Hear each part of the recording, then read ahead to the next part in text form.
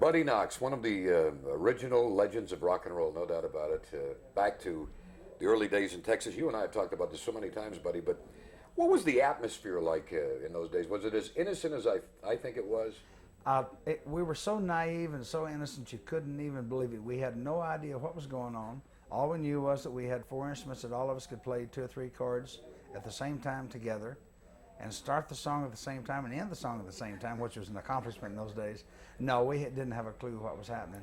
We didn't know that it was the groundwork for what's happening today. We had no idea. Didn't have any idea at all. But tell me something. Would you not agree that if it wasn't for that Renaissance period of rock and roll when there were so many independent record labels, relative to today when you've got maybe 4 or 5 majors that control the whole industry, that it probably wouldn't have been as easy for kids, because you were a kid at that time, and kids like Buddy Holly and the Everly Brothers and everybody else that came along, probably wouldn't have had the chance. What do you think? No, that's true.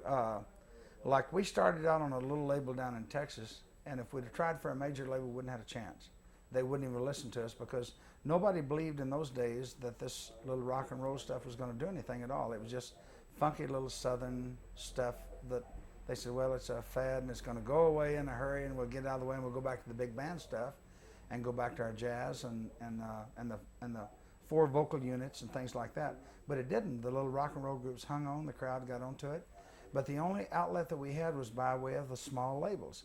So when me and my group started out, along with Buddy Holly and the whole trip, we started out on really small labels. Our label was located in little towns smaller than my hometown, which is like 1,200 people. And a man named Lawrence Oliver started the label out. And myself and Jimmy Bowen jumped in and said we'd like to be partners, which we didn't know what partners were in those days. Didn't have a clue. We thought it sounded cool, so we said we want to be partners. He said sure, so we started Triple D Records. So our whole thing started on Triple D Records. Buddy Holly was a little luckier. We took his stuff into New York and we said, hey, here's a guy doing the same stuff we are. That's got some good stuff.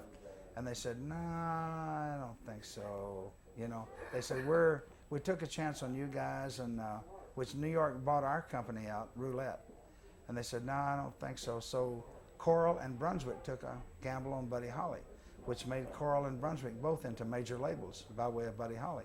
And that's how Buddy got started. Roy Orbison, my God, Roy must have gone through 15 labels before he ever got anything going for himself.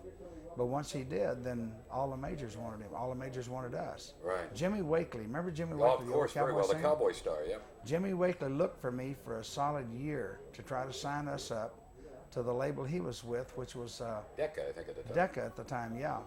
And so Jimmy took my record home and played it for his kids. And he said, what do you think?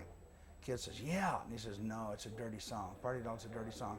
Because Jimmy's a very religious guy. And his kids said, yeah. And he said, no. But by this time, Roulette already had us and we were on our way.